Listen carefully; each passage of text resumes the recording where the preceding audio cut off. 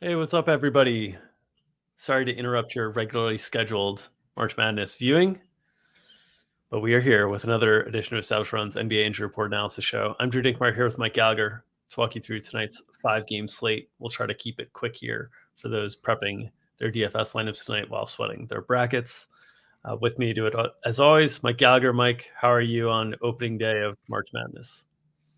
Couldn't care less. I have zero interest in watching March Madness. I got asked to do a bracket, and last year I did it, and I regretted it. Not good at it. Let me watch some tanking teams, baby. Where the real action is. So you guys can watch your fun high school basketball. Give me a low end NBA basketball all day. It's all the same to me. Let's get into the injuries and dive into the slate because the Tank Fest is strong. There's Mm-hmm. some bottom tier teams matched up against some upper tier teams tonight, and it could be a messy slate. So let's start with the injury side of things. Questionable tags for Tyrese Halliburton, Miles Turner, TJ McConnell, Buddy Hield. No Chris Duarte tonight for Indiana. What are your expectations? So I'm going to start with confidence here on who I think is more confident to play. And I think Miles Turner, of the guys who are questionable, is the guy who's most likely to play. He himself said he's, quote, ready to go today. Now, keep in mind that Rick Carlisle, as I pull up his quotes here, he said that, quote, there are dynamics of the business, which is code for we are tanking, guys. They're creeping up. They're tied with Portland. Portland's losing games. Maybe they can catch Orlando if Orlando somehow gets hot here. Big difference. If you fall down, going from right here, 10% for a top four, you could climb up to 42 if things start going right. So, but yeah, Carlisle basically said in so many words that they're going to be sitting guys out. He also said that they're looking to play Andrew Nembhard extended minutes at the point guard spot going forward. Certainly, Tyrese Halliburton getting his injury designation changed from knee to an ankle gives you some concern. Halliburton didn't do a post-practice interview, which was interesting to me. He usually does. Yeah. And he said that Halliburton practiced and will, quote, potentially play, according to Rick Carlisle. So I've got some concerns. I feel like one of McConnell or Halliburton's going to sit. I would lean Halliburton personally. I don't have a great read on the situation, so don't go like betting into dudes. But it does sound like someone's going to sit. They're tanking. I think it's on here. So I think Andrew Nembhard would become interesting. No Duarte means probably see a little bit of more Jordan Nwora, a little bit longer leash for Aaron Nesmith. Maybe we see. She mentioned Buddy Hield's also questionable, so that would open more for Nwora, Nesmith, George Hill would definitely be in the rotation, pick up some ball handling if everyone's out. But good opponent today in Milwaukee. It's on the road. I think that's another factor. I think teams are more comfortable sitting dudes out in road games. But yeah, kind of a whole lot to wait on here. But I'm expecting kind of multiple people to sit. Okay. Do you think there would be any in-game shenanigans, or do you think we'll just have the normal, Yeah. main guys not playing and then normal rotations from there? Or do you think the situation is shaky enough that we might see weird rotations where if guys are playing too well, they get their minutes managed and whatnot? No, I think we'll be all right. I Okay. always tend to trust Rick Carlisle. I always talk about him being he's had some funky stuff before, but I feel like that was just circumstance. I believe him. He's pretty Okay. high on the coach tell the truth ranks to me. He's the president of the Coaches Association. He talks a lot about proper injury reporting and all that stuff. So it would have been nice to get like ruled out stuff, but I honestly think that it's just like, hey, wink, wink. We might be sitting guys out here, but we don't want to completely list them out yet and figure things out. Okay. Let's move to the Milwaukee side of things. Jay Crowder, Brooke Lopez, Goran Dragic, all listed as questionable. I had speculated that the last back-to-back that Brooke Lopez was a concern for me Mm-hmm. just because they had played him 37 minutes in the front end. We went and took an under in props on him for the second day in a row. He buried us with incredible shooting, played 34 minutes on the second end of a back-to-back here. So it's Brolo's world these days. Questionable tonight. Left ankle soreness, the official designation. What do you think the odds are of Brooke Lopez playing tonight are? Feels like he should sit, right? But don't have a read. He looked like he was healthy. He closed the game out pretty well. They did get to garbage time. If I remember, he was pulled out before Yeah. the other guys, before like the Giannis's and stuff. I could be wrong there, but I think he was pulled out a little bit earlier. Anywho, pretty easy there. Bobby Portis would get the start. Maybe we see. I think Myers got re-signed, so he would probably pick up some minutes there. But no, Jay Crowder would open up a little bit more for Wes Matthews. They play Wes Matthews a lot when they were missing Portis. Basically you're putting Portis in Brooks' role, and we saw when Portis was out for the knee injury, they were essentially playing Wesley Matthews as a 4 substitution-wise. So he would benefit a little bit, especially if Crowder's out. Ingles would play a little bit more. Javon Carter's going to start for Grayson Allen again and feel pretty confident there. And yeah, we'll see what happens with, Giannis minutes have been pretty strong as well. We're going to get Chris Middleton back. He'll be taking Pat Connaughton's spot. They're definitely comfortable with him now that he hit his 30-minute plateau. But these questionable tags could kind of thin things out a little bit against a team that's could be really bad. Still going to probably be a blowout, especially if the Pacers are going to sit guys. Let's move to Orlando, where Gary Harris has the questionable tag tonight.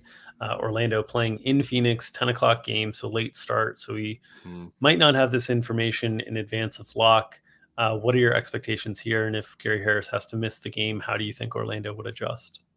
Yeah, pretty interesting here. So he's out listed with hip soreness. He had an adductor injury earlier this year, so different technical injury, but your hip and your adductor are pretty close together on the same leg too. A guy who's had a lot of upper leg injuries in his career, so decent chance he misses. That would obviously open up Jalen Suggs. He started each of the last 2 games that Gary Harris missed. Some of that was without Wendell Carter Jr., so the usage and role isn't quite as attractive. They like to use Wendell Carter Jr. to generate offense, but would low-key be bad for Markelle Fultz, putting in a higher usage player there as well, but definitely would make Suggs interesting. In a matchup I don't think is terrible. The Suns defense has been slipping a little bit. You're going to get a pretty good defender in Josh Okogie on probably going to be on Markelle. So that would probably put Booker on Franz, and then Torrey Craig, assuming he can go. Talk about that. He would get Powell. But so yeah, I think Suggs would be interesting. He probably would get a little bit of CP3. Why don't we talk about Torrey Craig then? He's in the probable tags category. What are your thoughts on his availability tonight? So got hit in the face, lost a tooth, but that's not why he's listed. He has a foot injury that is bothering him. According to Monty Williams, he said he may have played him a little bit too much early, and he didn't really have the burst. So that's interesting. So I would treat this probable tag as a questionable tag. That is a theme this part of the year. But again, expect him to play. Talked about this on the podcast you and I just recorded, that Terrence Ross is playing terrible on defense. So curious to see if anything shakes out there. Perhaps some campaign overlap. We saw a little bit of overlap with Chris Paul. So I think they would play. They can't play too small. So I think they may go to Ish Wainwright. He would benefit. He's been playing a bunch. He's kind of low-key been one of their best role players. He had that big game against the Mavs. But expect Craig to play, but definitely he may be called a game time decision. I think that's what he got called last time. So just keep your eye, because he's not healthy. I think some teams would just list him questionable. Yeah. But Monty did say he's kind of injured right now. Let's move to Denver, where talking about the difference between questionable and probable tags. Last time we had a questionable tag on Jamal Murray for the knee injury management. He ended up playing through that in his hometown, 40 minutes on the road in Toronto, a game that they were never really in. He gets the probable tag tonight against Detroit. Any concerns about the minutes kind of getting managed or scaled back after that 40 on the Q tag? No, I thought he didn't look right. Shot selection was quite poor. A lot of little floater game stuff, wasn't finishing around the basket. Perhaps Jakob Poeltl dissuaded him from doing so. But yeah, should be good to go. Definitely some concern that, he wanted to play in this Toronto game. He had, 40 to 50 people show up for this game. This is the second time in the last month or so where he was questionable with a knee management thing. And after the game, or actually before the game, I think Mike Malone said that he was always going to play. And then after that, I believe it was Houston, he's like, oh yeah, I was going to play all day. And then we didn't find out till right at tip. So should be good. Nuggets need to get off this slide here. They're losing games really, really badly right now. Their defense is dead last in the last 4 games, 126 points per 100 allowed against pretty underwhelming offenses. So I think he goes out there. I think they can't lose this game, man. So I think Murray will be out there. Maybe a quick plug pull if they could somehow pull away against the Pistons. On the other side of this, you mentioned the Pistons. They seemingly are on every slate these days, and their injury report is seemingly uniquely long each time with a different player missing tonight.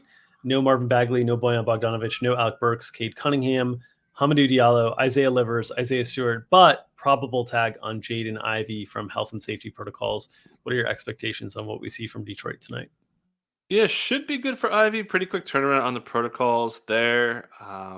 We talked about this a lot last year. Obviously, a little bit different, but sometimes guys have a little bit of a shorter minutes limit or something along those lines. So I think he'll be good to go, but you never know. I think they brought him off a bench once before when he was coming off injury, if I remember. I'm pretty sure about that. So that could happen again here. Comments from Dwayne Casey saying that they want to make sure Killian Hayes continues to spread the ball around. So I think breaking them up, coming off time off, I think isn't the worst idea. So keep an eye out for that. That said, expecting him to start. Expecting him to start next to Killian Hayes. Would expect Rodney McGruder to start at the 3 without Isaiah Livers, and then Eugene Omoyuri would be getting the 4 spot. We saw him roll his ankle pretty good. Limped off really badly. Got taped up, came back and returned, but not listed. Should be good to go there. Still missing a lot of depth. So the center minutes will be split. James Weissman, Jalen Duren. We're still not seeing overlap there as those two guys are fouling a lot, but putting up numbers. They've been pretty productive. Certainly tougher matchup, I guess. For the Jokic haters, I'll call it an easier matchup, but going against the Pacers is like one of the best matchups without Miles Turner. But yeah, pretty much got this one figured out. But except for how many minutes Jaden Ivey's going to play. Oh, I lost you. Are you muted? Oh, I am muted. There we go. Trey Lyles back from suspension tonight. Sacramento on the second night of a back-to-back after another clutch victory by De'Aaron Fox in the last second with the step back 3 against the Bulls. Great game environment tonight against Brooklyn. How does Trey Lyles' return impact the rotation for Sacramento?